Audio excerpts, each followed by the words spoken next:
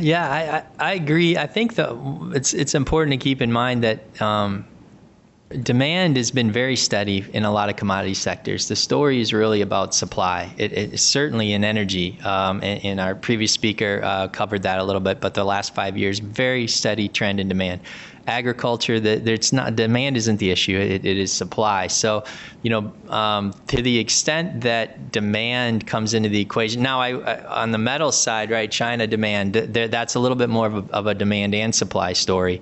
I mean, I guess I have a pretty optimistic outlook on commodities because I don't see any big risks. I mean, the outlier would be, like a global recession, a domino effect from Brexit, the sort of the tail risk there. But the supply has done the supply destruction that needed to occur in the energy markets, and possibly you're getting a little bit of that in the ags from El Nino, La Nina, has occurred. And so you typically get at least a few years of strength. So what we've seen for the long only investor, right, who are typically our clients, is that during these periods of cyclical strength, you don't need to make sector bets.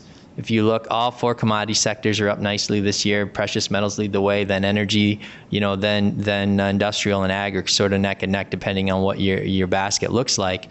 And then when you get into those later phases in the cycle where returns are more inconsistent, then I think it makes a lot of sense to look for maybe overweighting or underrating or picking specific commodities or specific sectors based on their fundamentals. But you don't really need to make those bets right now. You've always done very well with a diversified approach.